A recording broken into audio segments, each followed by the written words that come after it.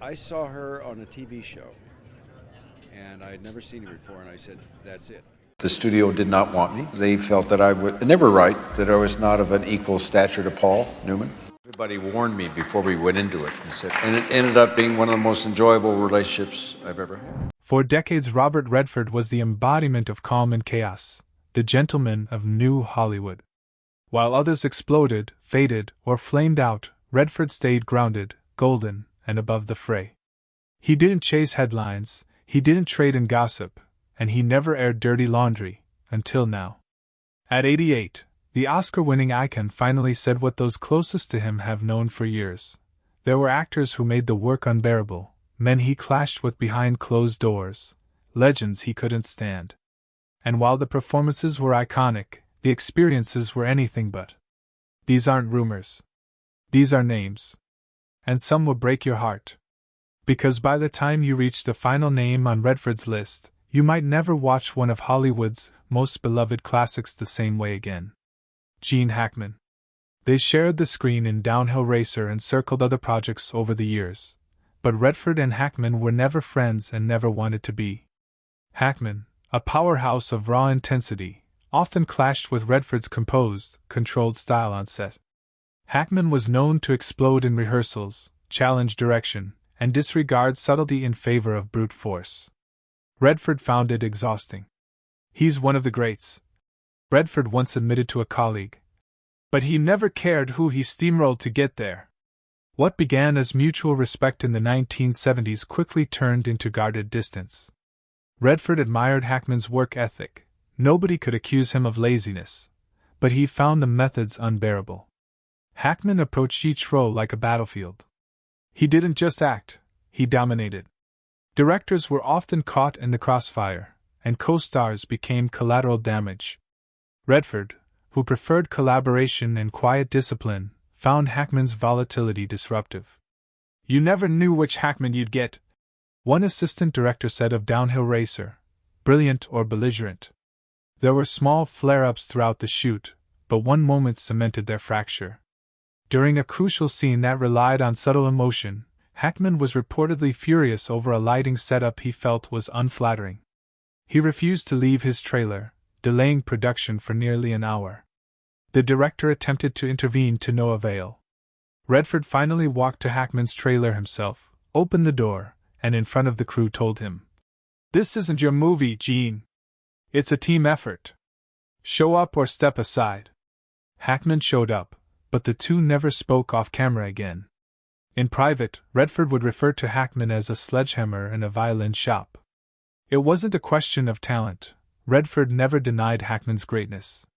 It was about control, temperament, and basic respect. Redford, who had begun quietly producing and directing by the late 70s, reportedly vetoed Hackman's name on more than one casting list. "Not worth it," he'd write in the margins. "Brilliant actor. Impossible human." Their careers continued to parallel each other through the decades. Both Oscar winners, both icons of the new Hollywood era, but they never shared the screen again. When asked years later if he regretted not working with Hackman more, Redford paused and gave a diplomatic smile. "Some pairings," he said, "only need to happen once." He left it at that. "He's one of the greats," Redford once admitted to a colleague. "But he never cared who he steamrolled to get there." James Woods? Their political and personal philosophies couldn't have been more different. And while they never shared a full film, Woods auditioned for supporting roles in Redford projects more than once and was consistently rejected. Redford later revealed he found Woods deeply unsettling and intensely difficult to even sit in a room with. One casting session ended with Redford reportedly walking out after Woods challenged him on Vietnam policy during a read for a courtroom drama. "He brought chaos to places that needed quiet," Redford said later. "I wasn't interested in managing that energy. It wasn't just a matter of politics, though that certainly didn't help." Redford, measured, principled, and understated, found Woods's confrontational style exhausting. Woods prided himself on being the smartest guy in the room, but Redford didn't care for games of intellectual one-upmanship. "He never wanted to understand the story," Redford reportedly said of their earliest meeting. He wanted to dominate it. The two men existed on opposite ends of the creative spectrum. Redford thrived in quiet intensity, character nuance, emotional layering. Woods, by contrast, exploded into rooms with kinetic force, sharp, wired, often unpredictable. "He could give you brilliance," one casting director said, "but you had to survive the storm first." Redford wasn't willing to take that chance. The clash became folklore among casting directors. One particularly tense encounter happened in the late 80s during pre-production for a legal thriller Redford was developing. Woods came in for a supporting role and launched into the scene with razor-sharp precision, only to break character halfway through to debate a line's political implication. What began as an acting exercise quickly devolved into a lecture on Cold War foreign policy. Redford listened for less than 2 minutes before closing the script and leaving the room. "If I wanted a debate," he said afterward, "I'd go back to college." Even years later, Woods continued to needle Redford in interviews and private industry panels. While never naming him directly, Woods would occasionally reference Hollywood hypocrites who preach peace but run studios like generals.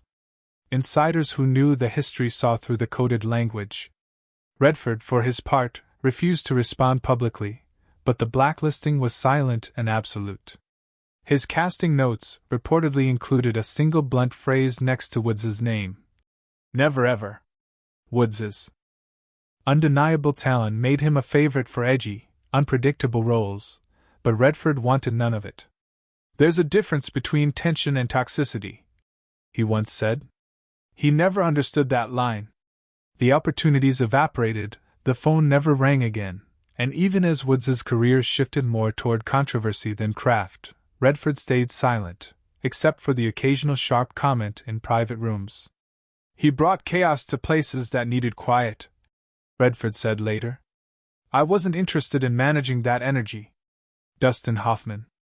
All the President's Men may have immortalized them as one of cinema's most iconic duos, but Redford was always quietly frustrated by Hoffman's approach. Hoffman improvised frequently, challenged scripts, and had a habit of changing blocking mid-scene. Redford, a director's actor with laser focus, hated the unpredictability. He felt Hoffman tried to dominate the camera with little regard for collaboration.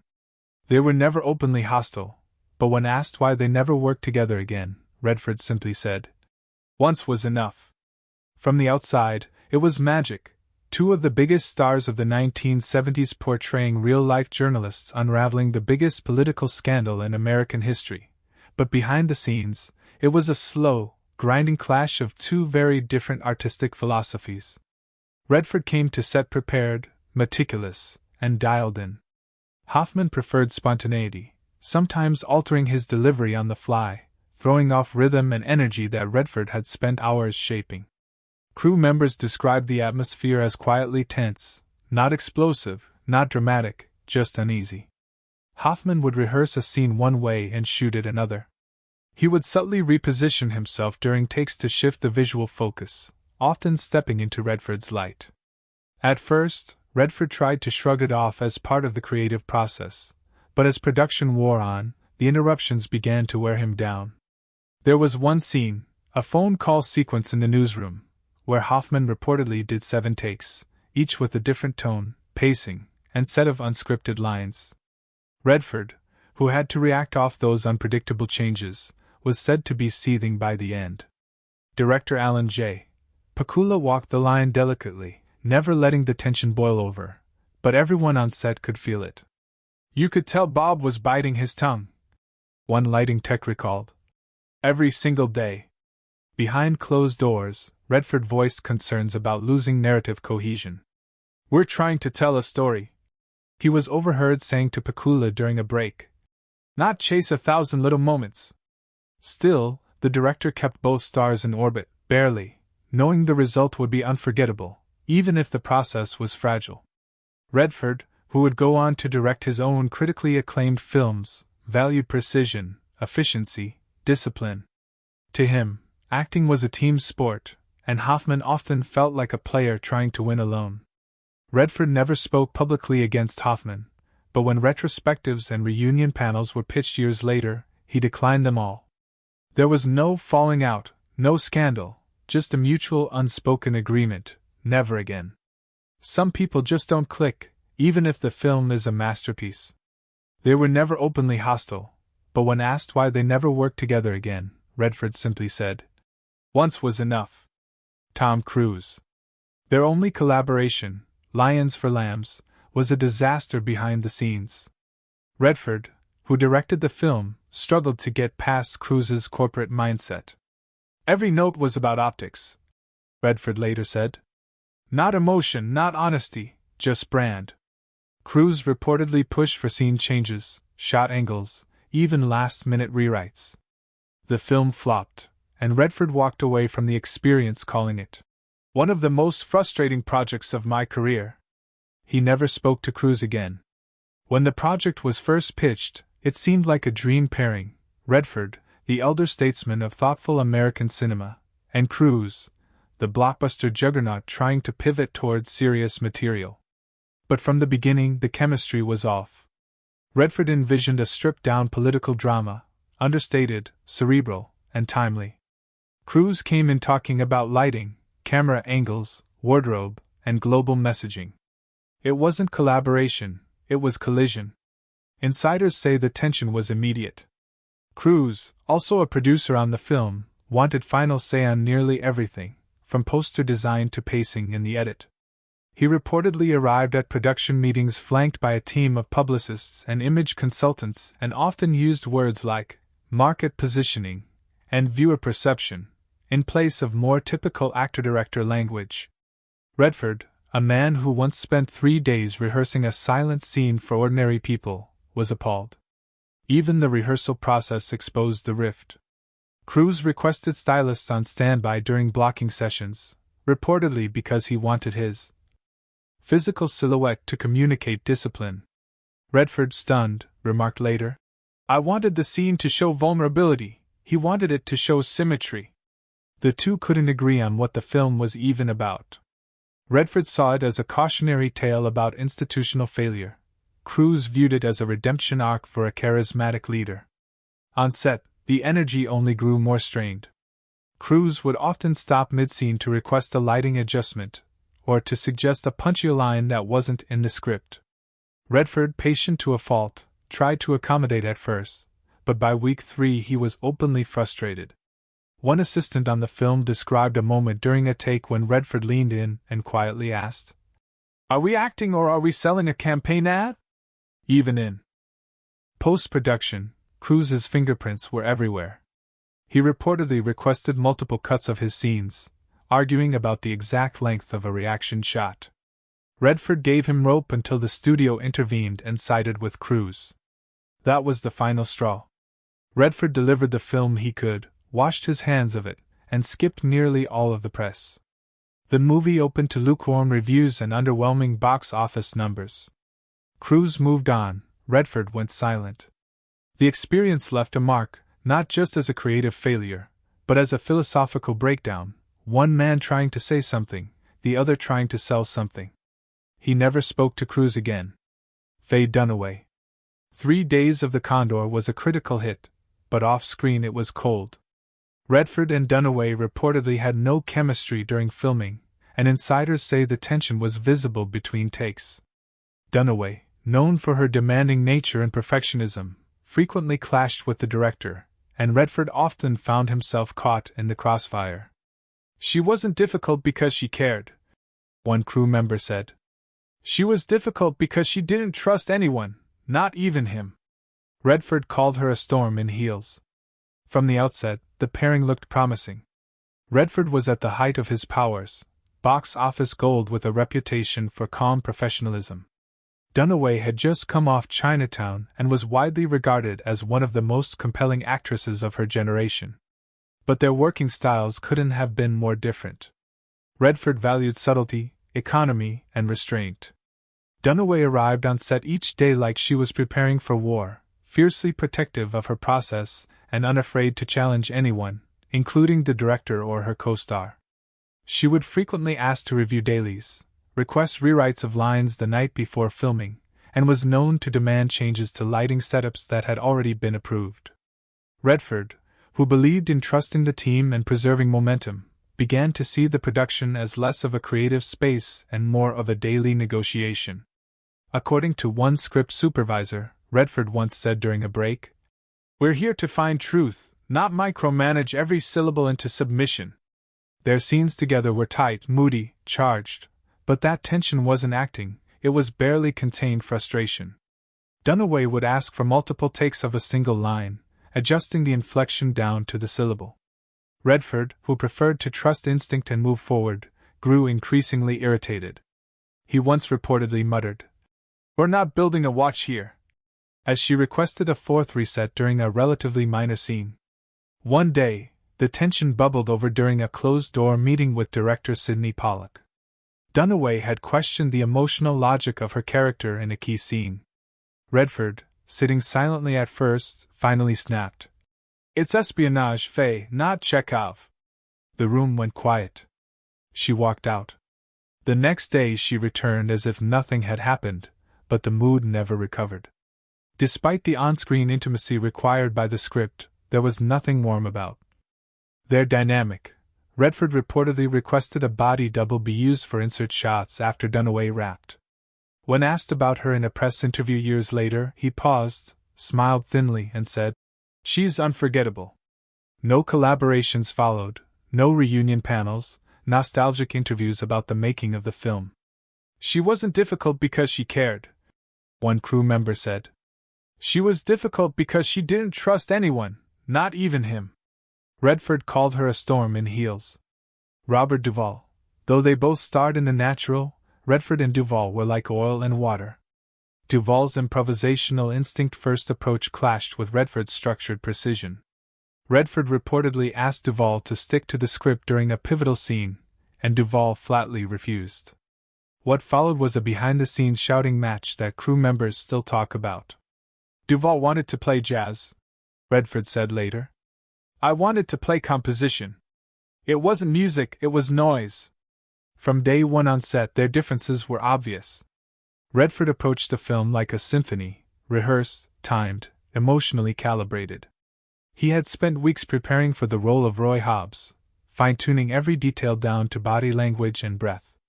Duvall, meanwhile, showed up with no notes, no rehearsal plans, and a firm belief that real acting came from the gut, not the page. At first, Redford admired the rawness. Duvall's portrayal of cynical sports writer Max Mercy was electric, unpredictable, and deeply lived in.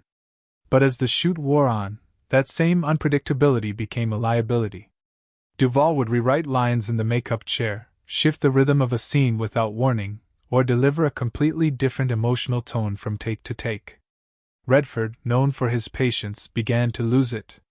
Their differences weren't just stylistic, they were personal. Redford was quiet, measured, deliberate. Duvall was explosive, volatile, almost gleefully chaotic. On the set of The Natural, that contrast created an undercurrent of friction that never quite boiled over but never cooled either. "They were both brilliant," said one crew member. "But they weren't making the same movie." The breaking point came during a crucial confrontation scene. Redford wanted to hit a specific emotional beat, one that tied directly into a larger arc he and director Barry Levinson had carefully constructed. Duvall, uninterested in any arc that wasn't his own, kept undercutting the tension with sarcastic ad-libs. Redford stopped the take, turned to Duvall, and said, "It's not your movie."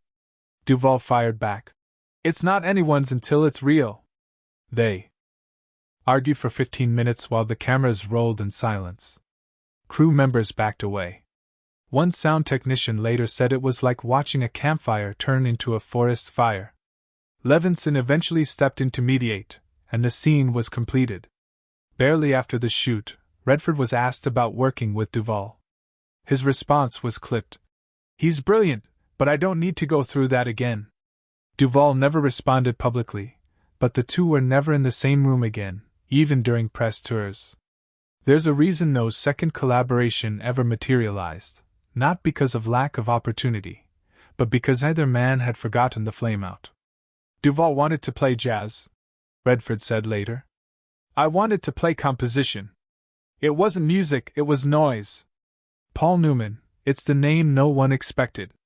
The man most associated with Redford, the partner in Butch Cassidy and the Sundance Kid and the Sting, the other half of the myth, but according to Redford, the relationship wasn't what it seemed. He was charming, Redford said, but he always kept a distance, and sometimes he played dumb to get away with more than he should have. There was no dramatic feud, just a slow erosion of trust. When Newman began taking more producer control on The Sting, Redford felt the shift. He stopped being my co-star and started being my competition, he once confided. The friendship never fully broke, but it faded into polite distance. From the outside, they were lightning in a bottle, the perfect contrast. Newman was all cool blue charisma and effortless magnetism. Redford, the quiet storm, thoughtful and composed. Together they changed what a movie star could be: funny, self-aware, dangerously charming. But beneath the surface, Redford always sensed something guarded in Newman, a wall he could never quite scale. Their dynamic on Butch Cassidy was warm, easy, built on laughs and long days in the desert, but by the time they reunited for The Sting, something had shifted. Newman had more clout. He arrived to meetings flanked by studio execs, often with notes on scripts, casting, even camera placement. Redford, still more interested in the art than the politics, felt himself pushed to the sidelines. It stopped being two guys making a movie. One crew member later said it became a chess match between stars. Redford kept his frustration mostly private, but those close to him saw the toll. He admired Newman deeply, but he also resented the way the public treated Newman as the soul of their partnership. In interviews, journalists would direct questions to Newman first. Headlines would lean on Newman's name. "Paul was the face," Redford once said, "and I was the footnote." The years that followed brought cordial interactions, tributes, the occasional shared appearance, but they never made another film together. Offers came, scripts were floated, but nothing ever landed. When asked why, Redford would always say timing wasn't right, but those who knew the truth understood timing wasn't the problem, trust was. There was no rift, no betrayal, just two icons quietly drifting apart, one silent mile at a time. He was charming, Redford said, but he always kept a distance, and sometimes he played dumb to get away with more than he should have. There was no dramatic feud, just a slow erosion of trust. When Newman began taking more producer control on The Sting, Redford felt the shift. He stopped being my co-star and started being my competition, he once confided. The friendship never fully broke, but it faded into polite distance. Some of these names will hurt, others will feel inevitable, but together they paint a picture few have seen before of a man who, for all his poise and restraint, carried the scars of collaboration just like anyone else. Because for all the sunshine on screen, Redford's Hollywood had shadows too.